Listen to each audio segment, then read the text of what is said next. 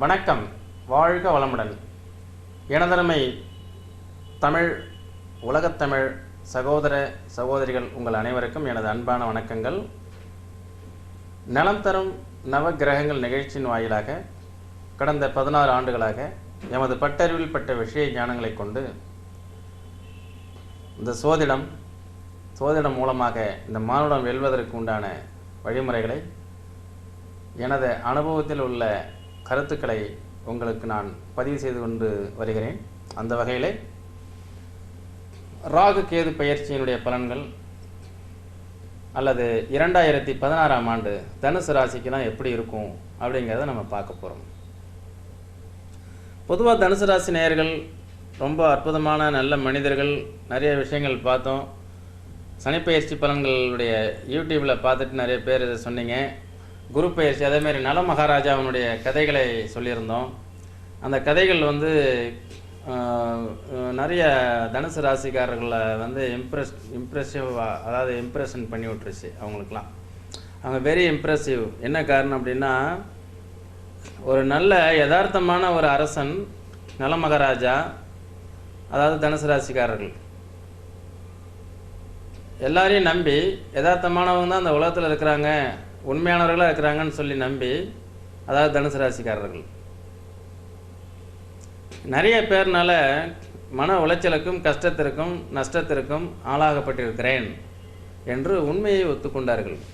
அதாவது சோதிடம் உண்மை, சோதிடர்கள் வேண்டுமானால் பொய்க்கலாம். கோச்சாரம் என்பது 30%, அது தன்னுடைய கடமையை செய்யும். ஆனால் 70% என்பது நம்ம ஜாதக திசாபுத்தி, பிறந்த ஜனனகால ஜாதக லக்ன ராசி. நான் என்ன சொல்ல வரேன் அப்படின்னா, தனுசு ராசிக்கு ஒரு வகையான அசால்ட்டு தனம் ஜாஸ்தியாக இருக்கும். நம்மளை யார் என்ன செய்ய போகிறாங்க, எது இருந்தாலும் பார்த்துக்கலாம், எது வந்தாலும் நம்மளை எனக்கு தெய்வ நம்பிக்கை இருக்குது, நான் யாரையும் ஏமாத்தலை, நான் பொய் பேச மாட்டேன், வெளிப்படையானதான் இருப்பேன், அதே மாதிரி தான் இந்த உலகமும் இருக்கும் அப்படின்னு நினச்சிட்டே இருந்துட்டேன். இந்த 7 நாட்டு சனி ஆரம்பித்து 1 வருஷம் ஆச்சு. இப்போ நிறைய பேர் என்ன பண்ணுறாங்க, பல நாடுகளில் இருந்திருக்கக்கூடிய தமிழர்கள், தமிழ்நாட்டில் பிற மாவட்டங்களில் இருக்கக்கூடிய தனுசு ராசிக்காரர்கள், நம் இந்தியாவில் பல மாநிலங்களில் இருக்கக்கூடிய தனுசு ராசிக்காரர்கள் எல்லாரும் குரு பயிற்சி சனி பயிற்சி தனுசு ராசி பலன்களை பார்த்துவிட்டு நிதர்சனமாக, யதார்த்தமாக, வெளிப்படையாக, எந்த விதமான ஒரு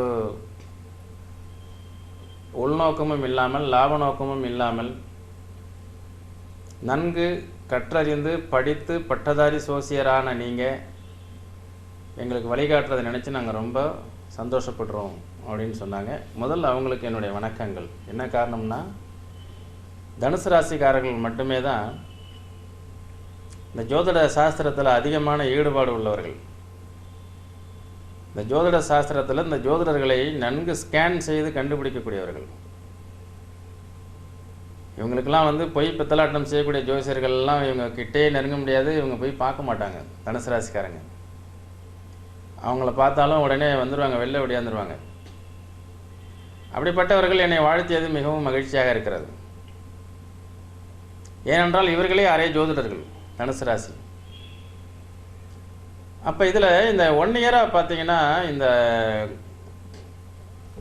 சனி பயிற்சி விரைய சனி வந்ததுலேருந்து தான் சார் நிறைய லாஸ், ஏமாற்றங்கள், என்ன செய்கிறது எப்படி பண்ணுறதுன்னு தெரிய மாட்டேங்குது.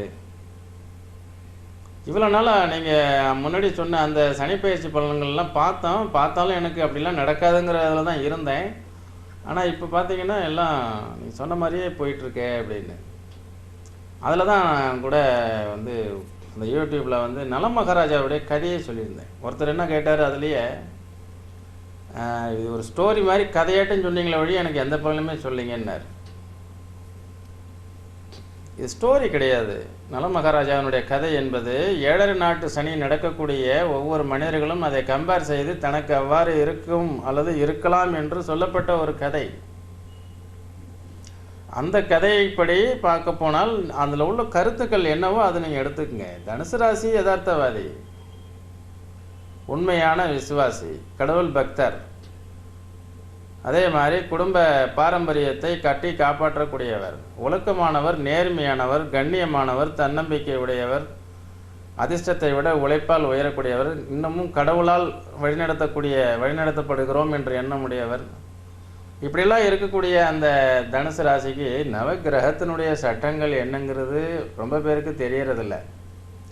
அந்த 7.5 நாட்டு சனி வந்து ஒரே முட்டா தான் எல்லா தனுசு ராசிக்காரங்களையும் அட்டாக் பண்ணுது. அதே மாதிரி குரு 10ஆம் பாவகத்தில் வந்து, அதாவது வந்து இந்த குரு பயிற்சி அப்படிங்கிறது ஓடி போனவனுக்கு 9ல் குரு. தனுசு ராசிக்காரங்களுக்கெல்லாம் இப்போ 9ஆம் பாவகத்தில் குரு இருக்கிறாரு. கடந்த 6 மாதத்துக்கு முன்னாடி பயிற்சி ஆச்சு. அதே மாதிரி கடந்த ஓராண்டுகளுக்கு முன்னாடி 2014 டிசம்பர், இந்த மாதிரி நவம்பர், இந்த மாதங்களில் சனி பயிற்சி ஆச்சு. இந்த ராகு கேதுக்கள் வந்து இவங்களுடைய ராசிக்கு 10லையும் ராசிக்கு 4ஆம் இடத்துல கேதுவும் இருந்தது நகர்ந்து, இப்போ ராசிக்கு 9ஆம் பாவகத்தில் ராகுவும் 3ஆம் பாவகத்தில் கேதுவும் இடப்பெயர்ச்சி அடைய போது இந்த ஜனவரி மாதம் 8ஆம் தேதிக்கு மேலே. அந்த ஜனவரி மாதம் 8ஆம் தேதிக்கு மேலே இந்த மாதிரியான ஒரு சூழ்நிலைகள் உங்களுக்கு ஏற்படுறதுனால நான் உங்களுக்கு என்ன சொல்ல வர்றேன் அப்படின்னா, 7.5 நாட்டு சனி விரை சனியில் இருக்கும் பொழுது ஒவ்வொரு செயல்களையும் கவனமாகவும் எச்சரிக்கையாகவும் செயல்படுங்கள். எந்த ஒரு செயல்களையும் நீங்கள் கவனமாகவும் எச்சரிக்கையாகவும் செயல்பட்டால் வெற்றி என்பது 100% உறுதியாகும். அதே மாதிரி யதார்த்தமாகவே இருக்காதீங்க. ஆற்றுல போட்டாலும் அளந்து போடுங்க. நீதிக்கு புறம்பான செயல்களில் ஈடுபடாதீர்கள். ஒரு சகோதரி கேட்டிருந்தாங்க, தனுசு ராசி சார், நான் நீங்கள் சொன்னீங்க தனுசு ராசி தவறு செய்யக்கூடாது, தப்பு செய்யக்கூடாது, அதே மாதிரி பிரதியாருக்கு தீங்கு இழைக்கக்கூடாது, ஏமாற்றக்கூடாது அப்படின்லாம். ஏதோ என்னுடைய கால சூழ்நிலை, நான் அந்த மாதிரி சில ஏமாற்றக்கூடிய சூழ்நிலையில் ஆளாக்கப்பட்டேன். ஆனால் நீங்கள் சொன்ன மாதிரி அதனால் நான் ரொம்பவும் துன்பங்களை அனுபவித்தேன் சார்னாருங்க. ஏன்னா அந்த தனுசு ராசியில் பிறந்தவர்கள் எல்லாம் பிரதியாருக்கு வழிகாட்டியாக இருக்கக்கூடியவர்கள். முடிந்தால் தர்மம் செய்யுங்கள், இல்லை என்றால் தர்மம் செய்வதை தடுக்காதீர்கள். நீங்கள் எல்லாருக்கும் வந்து ஆசீர்வதிக்க பிறந்தவர்கள். அதனால் என்ன ஆகுது, உங்கள் குடும்ப மெம்பர்ஸில் தனுசு ராசியெல்லாம் இருந்தாங்கன்னா தன்னுடைய சகோதரனுக்கோ சகோதரிக்கோ தாய் தகப்பனாருக்கோ செய்ய வேண்டிய கடமைகளை செய்யக்கூடியவர்கள். அது உங்களுடைய கடமை, செஞ்சிருங்க. ஆனால் அவங்களாம் திருப்பி உங்களுக்கு எதுவும் செய்ய மாட்டாங்க, எதிர்பார்க்காதீங்க. தனுசு ராசிக்காரர்களுடைய சகோதர சகோதரிகள் அவங்க திருப்பி எதுவும் உங்களுக்கு செய்ய மாட்டாங்க, எதிர்பார்க்காதீங்க. இன்னொன்று, நீங்கள் எதிர்பார்க்க மாட்டீங்க. அதுதான் அதில் முக்கியமான விஷயம். உங்களுக்கு இறைவனுடைய நாமம், இறைவனுடைய கடவுளுடைய அனுகிரகம் அது நமக்கு கிடைக்குதுன்னு நீங்கள் நம்புறீங்க. இந்த மாதிரி நேரத்தில் தான் அந்த உங்களுக்கு கிரகங்கள் படுத்தும் பாடு உங்களை சோதிக்கும் நிறையா. அதிலெல்லாம் நீங்கள் வெற்றி பெற்று வரணும். தைரியத்தை வரவழைச்சிக்கணும், நேர்மையாக செயல்படணும். சரிங்க, நேர்மையாக செயல்பட்டோம்னா இந்த கலிகாலத்தில் நாம் பிழைக்க முடியுமா? கண்டிப்பாக கலிகாலத்தில் நேர்மையாக செயல்பட்டீங்கன்னா பிழைப்பது அரிது. ஆனால் நேர்மையாக தான் நீங்கள் வாழ்ந்தாகணும், இதுதான் விதி. அப்போ இந்த தனுசு ராசிக்காரர்கள் என்ன செய்யணும், நான் ஒரு நேர்மையாளன், நான் நேர்மையாக தான் இருப்பேன் அப்படின்னு வெளியில் யார்ட்டையும் பட்டவர்த்தமான சொல்லிகிட்டு இருக்கக்கூடாது. அப்போ அந்த ஏமாற்றுக்காரனுக்கு நீங்கள் ஏமாளின்னு தெரிஞ்சு போயிடும். நீங்கள் வந்து நான் ரொம்ப யதார்த்தமானவருங்க, நான் வந்து யார் என்ன கேட்டாலும் வந்து யதார்த்தமாக செய்வேன், யாராவது உதவி செய்யணும்னு கேட்டாங்கன்னா நான் கொடுத்துருவேன்.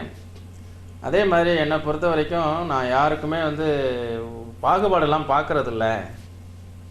ஏதோ கடவுள் கொடுத்தாரு, நம்ம எவ்வளோ காலத்துக்கு இருக்க போகிறோம் அப்படின்னு சொல்லும்பொழுது அதில் ஒரு ஆள் கேட்டுகிட்டே இருந்தோம், ஒரு ஆள் நோட் பண்ணிடுவான். கரெக்டாக ஒரு வாரம் 10 நாள் கழித்து கரெக்டாக ஃபோன் அடிப்பான். நான் ரொம்ப இக்கட்டான சூழல் இருக்கேன், வேறு வழி இல்லை, எனக்கு 1 லட்ச ரூபா பணம் வேணும், நீங்கள் தான் அதை செய்யணும்னு வந்து நான் உங்களை வந்து பார்க்கணுங்கன்னு சொல்லி வீட்டில் நேராக மனைவி மக்களோடு வந்து காலில் விழுந்துருவான்.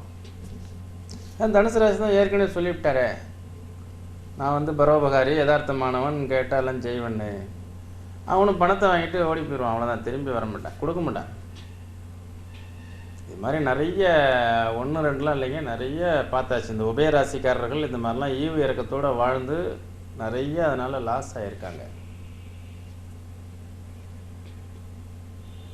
இந்த உபயராசிக்காரர்கள் யார் யார் அப்படின்னா மீனம், மிதுனம், கன்னி, தனுசு. இந்த நிகழ்ச்சியை பார்த்துட்டு இருக்கக்கூடிய இந்த 4 பேரும் அவசியம் நல்லா பாருங்கள். நான் ரொம்ப யதார்த்தவன், நான் ரொம்ப பரோபகாரி, நான் ரொம்ப நல்லவன் அப்படின்லாம் சொல்லிக்கிட்டே இருக்கக்கூடாது. வாழ்ந்து காட்டுங்க, அதோட போதும். சொன்னீங்கன்னா என்னாகும், அந்த இன்னொரு லேயரில் இருக்கிறான். காமுகர்கள், ஏமாற்றுக்காரர்கள், திருடர்கள், பொய்யர்கள், இவெல்லாம் அதை நோட் பண்ணிடுவான். சரியாக கரெக்டாக வந்து ஒரு இதில் வந்து செக் வைப்பான். மனைவி ஆஸ்பத்திரியில் சேர்த்துருக்கேன், பணம் வேணும் கொடுங்க. உடனே தனுசு ஈவி இறக்கத்தோடு என்ன இருக்கோ இருந்தாங்கன்னு படபடப்பாக எடுக்க போகுது. திருப்பி அவ்வளோ சீக்கிரம் வராது. இதுக்கு என்ன பரிகாரம்? இந்த தனுசு ராசிக்காரருடைய மனைவி இவரை உற்று நோக்கிக்கிட்டே இருக்கும் எப்போதும். இந்த மனைவிக்கு தாங்க எப்போதுமே வந்து ஒரு மனிதனுடைய பலம் பலவீனம் எல்லாமே தெரியும்.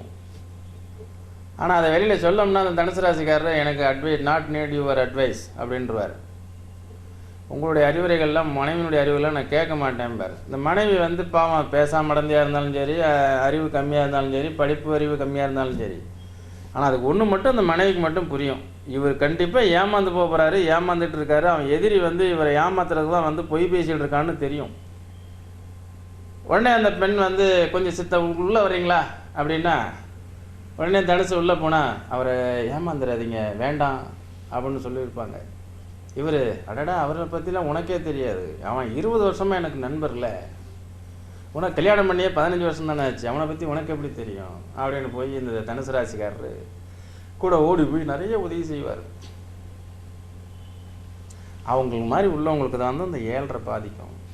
7.5 சனிங்கிறது என்ன? பாத்திரம் அறிந்து பிச்சையிடு, அதுதான் இப்போ வந்து நாம் சொல்லிகிட்டு இருக்கிறோம். That is practical astrology. எனக்கு என்னங்க, இந்த மாதிரி தன்மையாக உள்ளவங்க, கஷ்டப்படுறவங்க, பிரச்சனைக்கு ஆளானவங்க, இவங்களாம் எனக்கு தொடர்பு கொள்ளும்போது உங்களுக்கு நல்ல டிப்ஸு, நல்ல அறிவுரைகள், ஆலோசனைகளை கொடுக்க போகிறேன். அதை வாழ்க்கையில் ஃபாலோ பண்ணி ஜெயிக்க வேண்டியதானங்க. நிறைய தனுசு ராசிக்காரர்கள் இது மாதிரி ஆலோசனைகளை கேட்காம வீணாக போனவங்களாம் இருக்காங்க. அவங்க ஏன்னா நானே ஆலோசனை சொல்லக்கூடிய இடத்துல இருக்கேன், நான் எப்படி இன்னொருத்தட்ட போய் கேட்பேன்? தனுசு ராசினுடைய மிகப்பெரிய ஹெட்வெயிட் இது. எனக்கு எல்லாமே தெரியும், நான் எல்லாரையும் வழிநடத்தி செல்வேன், நான் எல்லாருக்கும் வழிகாட்டியாக இருக்கேன், நான் குருவோட அனுகிரகம் பெற்றவன் அப்படிங்கும் பொழுது அவர்கள் தன்னுடைய செயல்களால் நிறைய விஷயங்களை தோல்வி அடைஞ்சிருப்பாங்க. அதை சாமர்த்தியமாக அதை ஏற்றுக்கொண்டு மறைத்து விட்டு மீண்டும் மீண்டும் அந்த தவறையே செஞ்சுட்டு இருப்பாங்க. அவங்க மனைவியெல்லாம் அந்த நிகழ்ச்சியை பார்த்துட்டு அவரை கூப்பிட்டு மீண்டும் யூடியூப்பில் பார்க்க சொல்லுங்கள். அந்த தனுசு ராசி பார்த்துட்டு இப்போ 7.5 நடக்குது இல்லையா, கொஞ்சம் உணர ஆரம்பிச்சுடுவார். வந்துட்டு ஜாதகம் பார்க்குறது எனக்கு முன்னாடி உட்கார சொல்லுங்கள். அவர் எனக்கு ஜோசியம் சொல்லிட்டு போயிடுவார், அது வேறு விஷயம். ஆனால் அப்படிப்பட்ட தனுசு ராசிக்காரர்கள் நான் ஒரு ஜோதிடர் சொல்வதையும் கேட்டு அவர் சொல்வது சரிதானா என்பதை ஆய்வு செய்து அதன்படி நடந்தால் வெற்றி நிச்சயம். ஏன்னா அந்த 12 ராசிகளில் மிகவும் நல்ல அப்படின்னு சொல்லும்போது அது தனுசு ராசிக்கு தான் சொல்லப்படுது. தனுசு ராசியில் எந்த கோள் இருந்தாலும் அது கெட்டு போகாது, கெட்ட பலனை கொடுக்காது. ராகு இருந்தால் அதை கோதண்ட ராகும்பா, கேது இருந்தால் கோதண்ட கேது. அப்போ தனுசு ராசியில் போய் எந்த கோள்கள் இருந்தாலும் அது கெடுதல் செய்யாத ஒரு இடம். அது காலபுருஷனுக்கு அது 9ஆம் பாவம். அதனால் அந்த தனுசு ராசியில் பிறந்தவர்கள் அனைவரும் எப்படி இருக்கிறாங்க அப்படின்னா மிகவும் நல்ல அற்புதமான யதார்த்தவாதிகளாகவும், பரோபகாரியாகவும், அறிவுரை சொல்லக்கூடியவர்களாகவும், ஆசானாகவும், ஆசிரியராகவும், ஜோதிடராகவும், நல்ல வழிகாட்டியாகவும் இருக்காங்க. ஆனால் அவங்க எல்லாருக்குமே இப்போ செக் வச்சது சனீஸ்வரன். நல்ல திசை புத்திகள் நடந்ததுன்னா உங்களுக்கு பிரச்சனை இல்லை. தனுசு ராசிக்கார நேயர்களே, திசை புத்திகள் கெட்டு போச்சு அப்படின்னா நிறைய லாஸ் ஆகிடுவீங்க. அதனால தான் உங்களுக்கெல்லாம் பிஸ்னஸ் என்பது வியாபாரமாக போய் நான் நிறைய பேருக்கு சொல்லிடுவேன். தனுசு ஆட்களை வச்சு வேலை வாங்கக்கூடிய பெரிய ஃபேக்ட்ரியெல்லாம் பண்ண முடியாது.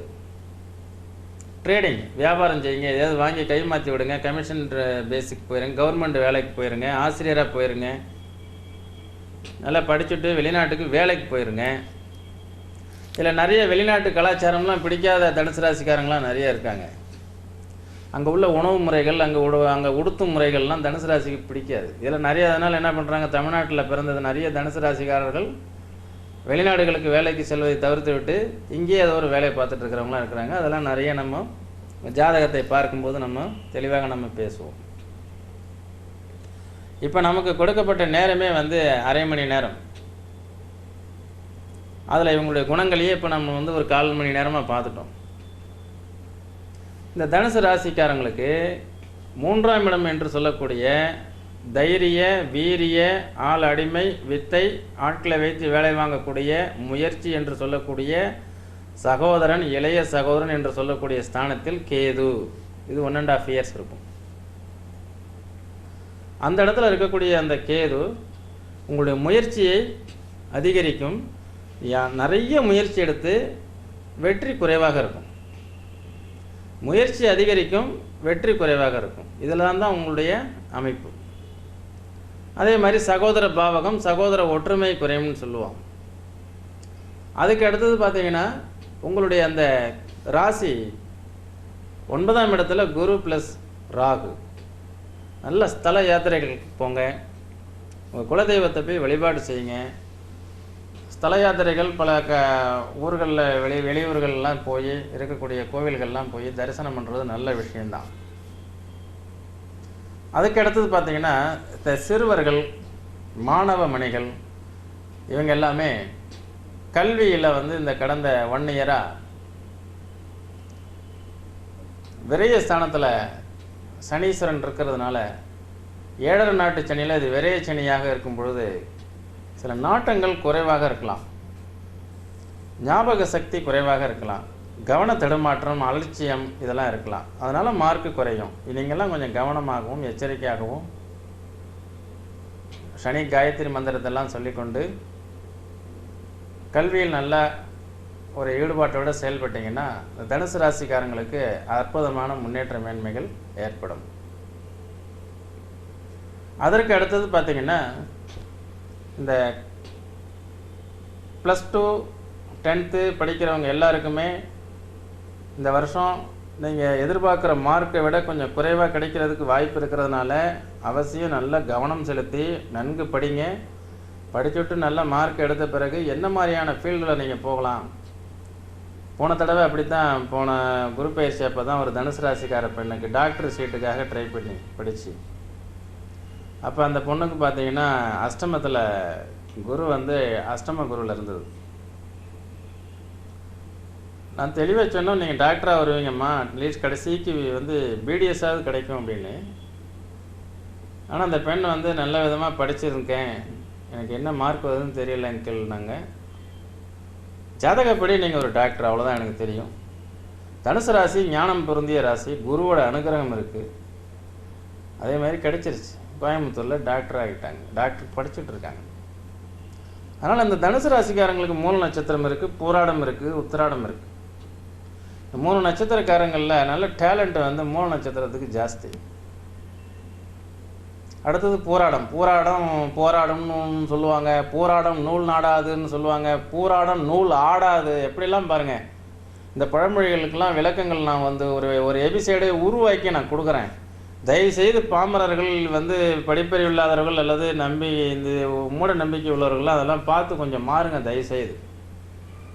நான் 3 டிகிரியை வாங்கி நெத்தியில் ஒட்டிட்டு உங்களுக்கு ஜோசியம் பார்த்துட்டு இருக்கேன் நான். அப்போ மூட நம்பிக்கைகள்லாம் என்னால் ஏற்றுக்க முடியல. போராடம் நூல் நாடாது அப்படின்னு சொன்னாங்க. ஏன் அப்படின்னா அவர்களே மெத்த படித்த மேதாவிகள், கொஞ்சம் படித்தாலும் கிரகித்து கொள்வார்கள். அதை சிறப்பாக்கி அதை வந்து மேன்மையடைஞ்சு நல்ல டாக்டராகவும் மிகப்பெரிய பதவிகள்லாம் இருக்காங்களே. கொஞ்சம் படித்தாலும் அதை கிரகித்து கொள்ளக்கூடிய தன்மை உடையவர்கள் அந்த பூராட நட்சத்திரத்தில் பிறந்தவங்க. அதாவது நூல் நாடாது என்றால் அதிகமாக புக்கை பார்த்து படிச்சுக்கிட்டே இருக்க மாட்டாங்க. அப்படியே எடுத்து ஒரு கடைசி பக்கத்துலேருந்து கூட பார்ப்பாங்க, பார்த்துட்டு அப்படியே வச்சுருவாங்க, அவ்வளோதான். அப்புறம் போய் எக்ஸாம் அட்டன் பண்ணி பாஸ் பண்ணிட்டு வந்துடுவாங்கல்ல. அடுத்தது மூல நட்சத்திரம், மிக அற்புதமான ஞானம் பொருந்திய நட்சத்திரம், கேதுவோட நட்சத்திரம். அதை சொல்லியிருக்காம பாருங்க, மூல நட்சத்திரம் மாமனாருக்கு ஆகாது.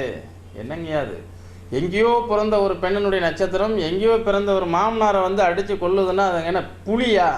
நான் கேட்குறேன். அவங்க புலியாக இருக்க முடியாது, பெண் தானே. கற்பகம் யூனிவர்சிட்டி கோயம்புத்தூரில் நாங்கள் ஆராய்ச்சி பண்ணி வச்சுருக்கோம். கிட்டத்தட்ட 200க்கு மேற்பட்டவர்கள் மாமனார் சுகமாக வாழ்ந்த குடும்பங்கள் செல்ஃபோன் நம்பரோட ப்ராஜெக்ட் பண்ணியிருக்கிறாங்க. எங்கள் கூட படித்த எம்எஸ்சி அப்ளைடு அஸ்ட்ராலஜி படித்த சோதரர்கள். நானும் நிறைய நிகழ்ச்சிகளில் மூல நட்சத்திரத்துக்கெல்லாம் விளக்கம் கொடுத்துருக்கேன். ஆண் மூலம் அரசாலும், கன்னி மூலம் நிர்மலமாகும். ஆணி மூலம் அது பேர், அதை ஆண் மூலம்னு சொல்லிட்டாங்க. ஆண் மூலம் அரசாலம்னு தனுசு ராசியில் பிறந்தவங்க எத்தனை பேர் அரசான் இருக்காங்க? அது ஆணி மூலம். இதெல்லாம் படையெடுப்பிற்காக சொல்லப்பட்டது. கன்னி மூலம் என்பது புரட்டாசி மாதம், ஆணி மூலம் என்பது மிதுன ராசியில் இருக்கக்கூடிய ஆணி மாதம், மிதுனம். அதில் வந்து படையெடுத்து போகும்போது வரக்கூடிய துன்பங்களை தாங்க சார் சொல்லியிருக்கிறாங்க. இது நிறைய நிகழ்ச்சியில் நான் பேசிட்டதுனால அது பேச வேண்டாம், விட்டுருங்க. அதே மாதிரி அடுத்தது பூராடம் வந்து நூல் ஆடாது. நூல் என்றால் தாலி கயிறு. எப்படிலாம் பில்டப் பண்ணி எடுத்திருக்காங்க பாருங்கள். அப்போ மேலை நாடுகளில் போராட நட்சத்திரத்தில் பிறந்தவங்கெல்லாம் தாலி கயிறு போட்டிருக்காங்களா? மற்ற மாற்று இனத்தை சார்ந்தவர்கள், மதத்தை சார்ந்தவர்கள் இருக்காங்களே, அவங்களும் போராட நட்சத்திரத்தில் தான் பிறப்பாங்க. கிட்டத்தட்ட 27 கோடி பேர் வந்து போராட நட்சத்திரத்தில் பிறந்திருப்பாங்க. அவங்க எல்லாருக்குமே நூல் ஆடாதுன்னா தவறான புரிதல், தவறான அறிதல். இதெல்லாம் நீங்கள் மாற்றிக்கிங்க. அந்த தனுசு ராசிக்காரங்க நல்ல டேலண்ட், நல்ல மூல நட்சத்திரம்லாம் மிகச்சிறந்த அற்புதமான நல்ல சகோதரிகள். அவர்களை திருமணம் செய்து கொள்வதற்கு நீங்கள் கொடுத்து வைத்திருக்க வேண்டும். மாமனாருக்கு ஆகாதுங்கிறதெல்லாம் மெய்ப்பிக்கப்படவில்லை. அதெல்லாம் ஒரு மூட நம்பிக்கை. அதெல்லாம் விட்டுட்டு அந்த பெண்களை போய் திருமணம் செய்யுங்க, நல்லா இருப்பீங்க. அதே மாதிரி உங்களுக்கு வந்து இந்த நிகழ்ச்சியில் சனி பெயர்ச்சி பலன்களில் இந்த வேலைக்கு தயாராக இருக்கக்கூடிய ஆண் பெண்கள், திருமணத்திற்கு தயாராக இருக்கக்கூடிய ஆண் பெண்கள், இவங்க எல்லாருக்கும் ஒரு சில போராட்டங்கள் ஏற்பட்டாலும் இறுதியில் சக்ஸஸ்ஃபுல்லான ஒரு லைஃப், சக்ஸஸ்ஃபுல்லான வேலை கிடைக்குங்கிறது மட்டும் மறந்துடாதீங்க. ஏன்னா ஒரு குருவோட ராசியில் பிறந்தவர்கள் மீன ராசியாக இருந்தாலும் சரி, தனுசு ராசியாக இருந்தாலும் சரி, உங்களுக்கு சோதனைகள் பல இருக்கிறது. அந்த சோதனைகளை வந்து இந்த கலிகாலத்தில் நாம் வந்து எதிர்கொண்டு தான் ஆக வேண்டும். அந்த முடிவில் ஜெயம். கல்யாணத்துக்காக மூல நட்சத்திரம் அந்த பொண்ணுக்கு யாரும் கட்ட மாட்டேன்ட்டாங்க அப்படின்ட்டு இருப்பாங்க. கடைசியில் நல்ல மாப்பிள்ளை அமைவார். அதே மாதிரி தான் தனுசு ராசி. இப்போ 7.5 சனி அதுன்னு சொல்லி வேலை கிடைக்காம இருக்கேன், ஃப்ளைட்டு கிடைக்கல, விசா கிடைக்கலன்ட்டு நல்ல வேலை அமையும் ஃபைனலில். ஏன்னா இவங்களுக்கெல்லாம் வந்து ஒரு விதமான போராட்டங்கள் இருக்குதே ஒழிய ஃபைனல் டச் வந்து குரு அப்படின்றவர் ஆசீர்வாதம். அதனால தான் இவங்கெல்லாம் வந்து தனுசு ராசியில் பிறந்தவங்க வந்து ஸ்பிரிச்சுவலாக ரொம்ப ஈடுபாடு இருக்கிறதுனால மகான்களுடைய தரிசனம்லாம் இவங்களுக்கு ரொம்பவும் பயனளிக்கும். ராகவேந்திரா சுவாமி, சாய்பாபா, இந்த மாதிரிலாம் வந்து நிறைய ரமண மகரிஷி, இப்படியா நிறைய மகான்கள் இருந்தாங்க இல்லையா? எந்த விதமான எதிர்பார்ப்பும் இல்லாமல் வாழ்ந்து மறைந்த இந்த மகான்கள், அவங்களுடைய தொடர்பு மானசீகமாக இவங்களுக்கெல்லாம் சப்போர்ட் பண்ணும். அதனால் அவங்கெல்லாம் போய் இவங்க தேடி வழிபாடு செய்யுங்க. அதே மாதிரி உங்களுக்கு பார்த்தீங்கன்னா எந்த ஒரு காலகட்டத்திலையுமே அஞ்சாமல், எவ்வளோ நஷ்டம் வந்தாலும் அதை பற்றி கவலைப்படாமல் ஏதோ விதியை ஏற்றுக்கொண்டு செயல்படக்கூடிய தனுசு ராசிக்காரங்களாம் இந்த 7.5 நாட்டு சனியில் கவனமாகவும் எச்சரிக்கையாகவும் இருங்க. அதுதான் கரெக்டு. எனவே நிறைய விஷயங்கள் நம்ம வந்து இந்த நிகழ்ச்சியில் பேசிகிட்டு இருக்கோம். இந்த நிகழ்ச்சியினுடைய நேரம் வந்து நமக்கு இறுதி நேரத்தை நெருங்கி கொண்டிருக்கிறது. இன்னும் நிறைய விஷயங்கள் நம்ம வந்து சொல்லலாம். விரயச்சனி விரயத்தை ஏற்படுத்துமானா சுபவிரயமாக பண்ணிக்கங்க. இடத்தை வாங்குங்க, வீடு கட்டுங்க. அதுக்கு அடுத்தது பார்த்தீங்கன்னா வெளியூர் வேலைக்கு போகிறவங்களாம் ட்ரை பண்ணுங்கள், வேலை கிடைக்கும். இன்னும் கொஞ்சம் போராட்டங்கள் இருக்குது, ஸ்ட்ரகிள், அவ்வளோதான். இந்த ராகு இப்போ 9ஆம் இடத்துல இருக்கிறதுனால பிரயாணத்தினால நீங்கள் எந்த மாதிரியான நாடுகளுக்கு செல்லணுனாலும் அந்த பிரயாணத்தில் வந்து ஒரு விதமான ஒரு போராட்டங்களையே இது கொடுத்து தான் தீரும் ராகு. ஆனால் இறுதியில் ஜெயம். நிறைய தனுசு ராசிக்காரர்கள் இப்பொழுது வந்து கல்ஃப் கண்ட்ரீஸ்லாம் போகலாம். கல்ஃப் கண்ட்ரீஸில் ஒர்க் பண்ணுறதுக்கு அப்போ ஒர்க் பண்ணுறவங்களுக்கெல்லாம் வந்து உங்களுக்கு ஒன்றும் பெரிய பிரச்சனைகள்லாம் இப்போ இருக்காது. இந்த 1.5 இயர்ஸ். அதுக்கு அடுத்தது இந்த முயற்சிகள் ஸ்தானத்தில் கேது சொன்னோம். ஒரு சீரிய முயற்சி எடுக்கணும். நிறைய ஒரு தடவைக்கு பல தடவை நீங்கள் முயற்சி பண்ணால்தான் உங்களுக்கு மேன்மை கிடைக்கும்னு சொன்னோம். என்ன நேயர்களே, இதெல்லாம் நீங்கள் பாருங்கள். உங்களுடைய வாழ்க்கையில் வந்து மிக அற்புதமான வெற்றி, முன்னேற்றம், மேன்மை எல்லாமே கிடைக்கிறதுக்காக நான் கடவுளை பிரார்த்தனை செய்கிறேன். இந்த 2016ஆம் வருடம் உங்களுக்கு பல்வேறு விதமான விரைய செலவினங்கள் இருந்தாலும், இன்னொரு பக்கம் வெளிநாட்டு பயணங்கள், அதே மாதிரி வந்து உங்களுடைய தொழில் வகையில் முன்னேற்றங்கள், முயற்சி சீரிய முயற்சி எடுக்க வேண்டும் என்று, படிப்பவர்கள் நன்கு கவனமாக படிக்க வேண்டும் என்றும், அதே மாதிரி திருமணம் ஆகாதவர்களுக்கு திருமணம் நடக்கும். ஏன்னா குரு ஓடி போனவனுக்கு 9ல் குரு என்று சொல்வார்கள். அது உங்களுக்கு அற்புதமான ஒரு நல்ல பலனை தரும் என்பதையும் நம்ம இந்த நிகழ்ச்சியில் சொல்ல கடமைப்பட்டிருக்கோம். விரயங்களுக்காக சுப விரயங்களை செய்யுங்கன்னு சொல்லியிருக்கோம். இந்த ராகு கேதுக்களுடைய பெயர்ச்சி அப்படிங்கிறது குருவோடு சேர்ந்த ராகு 9ஆம் பாவகத்தில் இருக்கிறத நம்ம சொல்கிறதுனால சில ஸ்தல யாத்திரைகள்லாம் போங்கன்னு சொல்கிறோம். இதெல்லாம் உங்களுடைய ஜாதகங்களை நீங்கள் தெளிவாக எடுத்து கொண்டு வந்து அதை பார்த்து அதன்படி உங்களுக்கு என்னென்ன திசைகள் நடக்கிறது. ஏன்னா மூல நட்சத்திரம் சந்திக்கக்கூடிய திசைகள் சுக்கிரன், சூரியன், சந்திரன், செவ்வாயின் போகும். பூராட நட்சத்திரத்தில் பிறந்தவர்கள் அவங்களுக்கு சுக்கிர சின்ன வயசுலேயே சுக்கிரன் வந்துடும். அதனால் அவங்க ராக திசையை நோக்கி போயிட்டு இருப்பாங்க. உத்திராட நட்சத்திரம் ராக திசை நடப்பில் இப்போ நடந்துகிட்டு இருக்கும். இதெல்லாம் ஒரு மத்தியம வயசில் உள்ளவங்களுக்கு 30 to 40 அவங்கெல்லாம் வந்து தன்னுடைய வாழ்க்கையில் நடக்கக்கூடிய துன்பங்கள், சுகங்கள் இதெல்லாம் எப்படி இருக்கும் அப்படிங்கிறதெல்லாம் நீங்கள் தெளிவாக தெரிந்து, அதன் பிறகு உங்கள் வாழ்க்கையில் நடக்கக்கூடிய எல்லா ஒரு சம்பவங்களையும் ஜாதகப்படியே அதை வந்து ஆய்வு செய்து நாம் சொல்கிற மாதிரி நீங்கள் நடந்துக்குங்க. உங்கள் வாழ்க்கை சிறப்பாக இருக்கும்னு சொல்லி இந்த நிகழ்ச்சியிலேருந்து விடைபெறுறோம். அடுத்த நிகழ்ச்சியில் நாம் மீண்டும் சந்திப்போம். நன்றி, வணக்கம்.